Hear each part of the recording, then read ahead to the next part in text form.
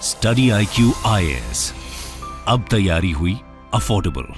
नमस्कार दोस्तों, क्या आपको पता है कि भारत की जो बायो इकोनॉमी है, बायोटेक्नोलॉजी से रिलेटेड जो इकोनॉमी है वो $80 बिलियन पहुंच गई है। 8 साल पहले ये जस्ट $10 बिलियन हुआ करती थी, लेकिन बहुत तेजी से ग्रोथ हुआ है इसके अंदर और भारत सरकार इसके ऊपर काफी फोकस कर रही है ताकि सेल्फ सफिशिएंट बनाया जा सके हमारे देश को। और इसी को देखते हुए आप देख पाओगे आज ही प्राइम मिनिस्टर मोदी ने बायोटेक स्टार्टअप एक्सपो को लॉन्च किया है। इसको डिटेल से समझेंगे कि बायोटेक्नोलॉजी क्या होता है, इससे क्या फायदे होते हैं और यहाँ पर ये एक्सपो एग्जैक्टली है क्या, प्राइम मिनिस्टर मोदी ने क्या बोला, काफ़ी कुछ जानने को है। चलिए आगे बढ़ते हैं, लेकिन उसके पहले ध्यान रखिएगा, अगर आप यूपीएससी की तैयारी कर रहे हैं, इसके कोर्सेज को लेना चाहते थे तो स्टडी IQ के द्वारा एक रिवैम्प कोर्स लाया गया है। बेसिकली क्या है कि अब आपको रिकॉर्डेड लेक्चर्स के बजाय जो लाइव वीडियोस होता है, लाइव एजुकेटर्स आएंगे और लाइव आपको पढ़ाएंगे। तो इसके लिए बैच स्टार्ट किया जा रहा है 20 जून से। पॉलिटी से ये स्टार्ट होगा और सारे सब्जेक्ट्स को कवर किया जाएगा। एक कॉम्प्रिहेंसिव कोर्स है जिसमें 900+ आवर्स ऑफ टीचिंग है, 1-to-1 मेंटरशिप आप ले सकते हो, बहुत कुछ। जस्ट 18,500 में इनॉग्रल ऑफर लाया गया है और आप कोड इस्तेमाल करना मत भूलिएगा, अंकित लाइव, तभी आपको ये पूरा ऑफर मिल पाएगा। इसके अलावा अगर आप MCQs अटेम्प्ट करना चाहते हैं तो मेरे इंस्टा पेज पर जा सकते हैं, वहां पर स्टोरीज में जितने भी MCQs हैं उसको आप अटेम्प्ट कर पाएंगे। चलिए शुरुआत करते हैं और सबसे पहले देखते हैं एग्जैक्टली अभी हो क्या रहा है। देखिए, जैसा मैंने बताया कि पहला बायोटेक स्टार्टअप, मतलब बायोटेक्नोलॉजी के अंदर जो स्टार्टअप्स हैं, जो नई नई कंपनीज निकल कर आई हैं, उनके लिए एक एक्सपो का लॉन्च किया गया है। एक एक्सपो लाया गया है ताकि इसके बारे में अवेयरनेस, इससे रिलेटेड जो इकोनॉमी है उसको और ज्यादा बढ़ाया जा सके। और इसी के अंदर आप देख सकते हो PM मोदी ने बोला कि भारत की जो बायो इकोनॉमी है, it has grown 8 times in past 8 years. 2014 में ये $10 बिलियन के आसपास थी और ये अब करीब $80 बिलियन हो गया है। ध्यान रखिएगा, ये जो बायोटेक स्टार्टअप एक्सपो है इसको ऑर्गेनाइज किया गया है by department of biotechnology and BIRAC, that is biotechnology industry research assistance council. और कहीं ना कहीं भारत सरकार को यह लगता है कि इस इनोवेशन को प्रमोट करने के लिए, मतलब इस सेक्टर के अंदर अगर हम इनोवेशन को प्रमोट करते हैं तो इसके इंक्रीमेंटल बेनिफिट्स देखने को मिलेंगे ताकि भारत जो है वो सेल्फ सफिशिएंसी की तरफ आगे बढ़ सकेगा। तो इसके बारे में मैं आपको और बताऊंगा, लेकिन उसके पहले आपके लिए जो बेसिक्स है जानना वो बहुत जरूरी है। जब मैं कहता हूं कि बायोटेक्नोलॉजी का मतलब क्या होता है, what you mean by this. देखिए, it is a broad range of technologies that employ living organism, मतलब कि ऐसी टेक्नोलॉजी जहां पर लिविंग ऑर्गेनिजम्स का इस्तेमाल हो रहा है। एक बहुत ही सिंपल एग्जांपल, अभी जस्ट 2-3 दिन पहले वीडियो मैंने बनाया था, वहां पर मैंने एथेनॉल ब्लेंडिंग की बात की थी कि भारत ने यहां पर पेट्रोल में 10% एथेनॉल ब्लेंडिंग अचीव कर लिया है। मतलब जो पेट्रोल निकलता है, पेट्रोल के अंदर एथेनॉल को मिक्स किया जा रहा है, राइट। तो ये एथेनॉल कहां से आया? अगेन, जो प्लांट होता है, जो बायोमास होता है प्लांट, उसी से निकल कर आया। तो ये जो टेक्नोलॉजी इस्तेमाल की गई ब्लेंडिंग में, वो हम कहते हैं बायोटेक्नोलॉजी। जो एथेनॉल बनाया गया ना, वो जो बायोफ्यूल होता है, बायोडीजल हो गया,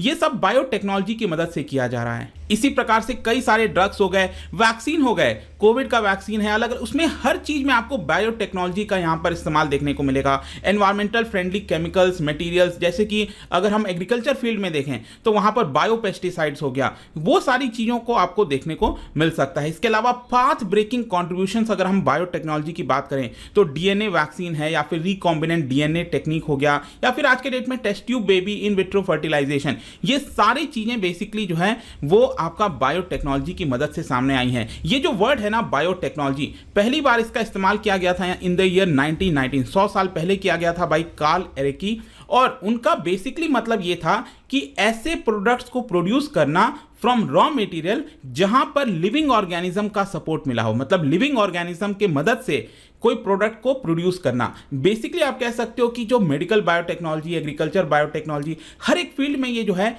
इसका रोल हमारे एवरीडे लाइफ में आपको धीरे धीरे बढ़ते हुए ही देखने को मिलेगा। तो बेसिकली कहने का मतलब है कि बायोटेक्नोलॉजी आज के डेट में हम बहुत सारे इश्यूज को, प्रॉब्लम्स को सॉल्व करने में लगा सकते हैं। जैसे कि ग्लोबल प्रॉब्लम्स की बात करें, climate change, food security, energy security, या फिर इन्फेक्शियस डिजीज हो गया, इस तरह की बहुत सारी चीजें हैं जहां पर बायोटेक्नोलॉजी हेल्प कर सकती है। लेकिन इसके साथ साथ प्रॉब्लम क्या है कि जो भी नई टेक्नोलॉजी सामने आती हैं, इमर्जिंग टेक्नोलॉजीज होती हैं, उसके क्या रिस्क होंगे, उसमें क्या अनसर्टेनिटी होगी, वो अभी तक हमें अच्छे से उतना उसके बारे में पता नहीं चला है। तो इसको लेकर भी हमें थोड़ा सा कंसर्न रहना चाहिए, लेकिन इसका मतलब ये नहीं है कि इस टेक्नोलॉजी को रोक देना चाहिए। फॉर एग्जाम्पल मैं आपको एक एग्जाम्पल बताता हूं, synthetic biology. Synthetic biology basically relate करता है रिलेटेड टू प्रोड्यूसिंग ड्रग्स या फिर केमिकल या फिर फ्यूल हो गया without using fossil resources, right. तो यहां पर क्या है कि ये इससे हमें फायदा मिलता है, लेकिन अगर इसी सिंथेटिक बायोलॉजी को अगर हम मिसयूज कर लें तो इसकी वजह से ऐसे बायोलॉजिकल और केमिकल मटेरियल जनरेट हो जाएंगे जो कि हमारे ह्यूमन बींग्स के लिए हार्मफुल हो सकते हैं, एनवायरनमेंट के लिए हार्मफुल हो सकते हैं। तो ये कुछ इसका रिस्क है, जिसको कहने का बेसिकली मतलब यह है कि जो भी हम कर रहे हैं यहाँ पर उसको बहुत सही तरीके से करना है, ताकि इसकी वजह से कोई खतरा ना हो जाए। यहाँ पर जैसे कि कोविड को लेकर बहुत चर्चा हुई थी, कोविड इमरजेंसी कहाँ से हुआ था, कुछ कहना था कि लैब से निकल कर आया। तो अगेन वहाँ पर भी बायोटेक्नोलॉजी अगर चीज़ें हो रही थी तो वहीं से तो अगर लीक हुआ है तो ये आज के डेट में हम सफर कर रहे हैं। तो ये थोड़ा सा कंसर्न होता है इसको लेकर, लेकिन इसके फायदे इतने सारे हैं जिसकी वजह से इसको बड़े पैमाने पर पूरे विश्व के द्वारा अपनाया जा रहा है। जहां तक भारत की बात है, भारत के अंदर आप देख सकते हो, अगेन जब प्राइम मिनिस्टर मोदी आज इस एक्सपो के अंदर बोल रहे थे तो उन्होंने कहा कि rise in India's bio economy is not incidental. मतलब ऐसा नहीं है कि अचानक से अपने आप हो गया है, इट इज मेनली बिकॉज कि भारत की अगर हम डाइवर्स पॉपुलेशन की बात करें, हमारे पास जो deep human and capital pool हो गया, ईज ऑफ डूइंग बिजनेस जो सरकार अपना रही है, साथ ही साथ डिमांड क्रिएट हो रहा है, इन सब की वजह से देश के अंदर बायोटेक्नोलॉजी तेजी से बढ़ता जा रहा है। और स्पेशली लोगों का जो भरोसा है हमारे भारत के इंफॉर्मेशन टेक्नोलॉजी प्रोफेशनल्स के ऊपर, ये काफी ज्यादा काम आता है। इसके अलावा यहाँ पर कोविड समय से ही प्राइम मिनिस्टर मोदी ने बोला कि गवर्नमेंट की तरफ से स्ट्रेस किया गया है कि बायोटेक सेक्टर को और ज्यादा रोबस्ट बनाना है। और स्पेशली आपने देखा होगा जियो इकोनॉमिक डिस्ट्रप्शन जो हुआ था, जैसे पीपीई किट हो गया, उसका प्रोडक्शन नहीं हो रहा था, तो उसको किस तरह से हम सेल्फ सफिशिएंट बन सकते हैं, इसमें यहां पर बायोटेक्नोलॉजी बहुत इंपॉर्टेंट रोल प्ले करता है। जहां तक इसके ग्रोथ की बात है, आप देख सकते हो पिछले 8 साल में जो नंबर ऑफ स्टार्टअप्स, अगर मैं टोटल नंबर ऑफ स्टार्टअप्स हर एक सेक्टर में, चाहे एजुकेशन सेक्टर हो गया, टोटल अगर आप देखोगे तो करीब 100 से बढ़कर ये 70,000 स्टार्टअप्स हो गए हैं। पहले 8 साल पहले मुश्किल से 50-100 हुआ करता था, आज के डेट में 70,000 स्टार्टअप्स आपको देखने को मिलेंगे और ये करीब 60 डिफरेंट फील्ड्स में फैले हुए हैं। तो हर 14th वाला जो स्टार्टअप होता है, मतलब कि इन 70,000 स्टार्टअप में से करीब 5,300 स्टार्टअप्स ऐसे हैं जो कि बायोटेक्नोलॉजी से रिलेटेड हैं। और इसमें भी अगर आप देखो तो पिछले साल की बात है, 1100 बायोटेक स्टार्टअप जो हैं वो क्रिएट किए गए थे। और इसी तरह से क्योंकि स्टार्टअप इतने ज्यादा बन रहे हैं, तो 8 साल पहले जो बायोटेक्नोलॉजी से रिलेटेड प्रोडक्ट होता था, it was just limited to 10, मतलब 8-10 ही ऐसे प्रोडक्ट होते थे बायोटेक्नोलॉजी से रिलेटेड। आज हमारे पास 700 से ज्यादा प्रोडक्ट्स देखने को मिलता है और इसीलिए इन्वेस्टर्स भी बढ़ते जा रहे हैं। 9 टाइम्स इन्वेस्टर्स इंक्रीज हुए हैं और फंडिंग भी इसके लिए यहां पर इसकी वजह से ज्यादा हुई है। और इसीलिए मैंने आपको बताया कि जो पूरी इकोनॉमी है बायो इकोनॉमी, वो हो गई है $80 बिलियन। अगर मैं आपको रैंकिंग बताऊं भारत का, तो भारत इस समय 12th रैंक पर है अगर पूरे इकोनॉमी की बात करें, बायो इकोनॉमी की। तो इसको लेकर और तेजी से हमें काम करना है ताकि हम और अच्छे बेहतर रैंक पर आ सकें। जहां तक इस सेक्टर की बात है तो देखो, बताया जाता है कि ये डिमांड ड्रिवन सेक्टर है, जितना ज्यादा डिमांड क्रिएट होगा ये उतना ज्यादा फ्लरिश होता जाएगा। और इसीलिए सरकार का कहना है कि हम कंज्यूमर बेस को इंक्रीज करने में मदद करेंगे, जैसे कि यहां पर bio fertiliser, bio fortified seeds हो गया, बायोफ्यूल हो गया।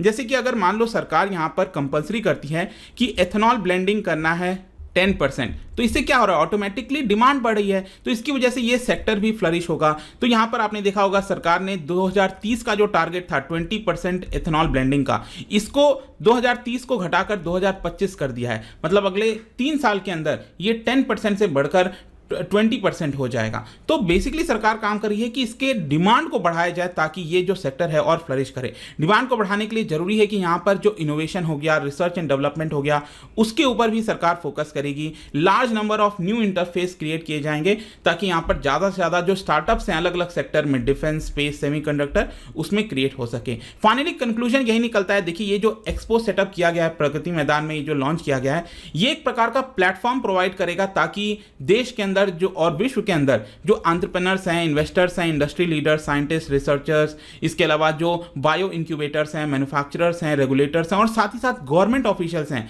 सभी आपस में एक साथ इसी प्लेटफॉर्म पर कनेक्ट हो सकेंगे। ये जो एक्सपो है इसके अंदर 300 से ज़्यादा स्टॉल्स को लगाया गया है ताकि यहाँ पर जो बायोटेक्नोलॉजी से रिलेटेड एप्लीकेशंस हैं अलग अलग फील्ड में, चाहे हेल्थ केयर है, एग्रीकल्चर है, इंडस्ट्री है, उन सभी में यहाँ पर इसको दिखाया जाएगा ताकि लोग इसके बारे में और जान सकें। तो ये पूरा वीडियो था दोस्तों बायो इकोनॉमी के बारे में। आई होप कि हर एक चीज़ आपको समझ में आ गया होगा।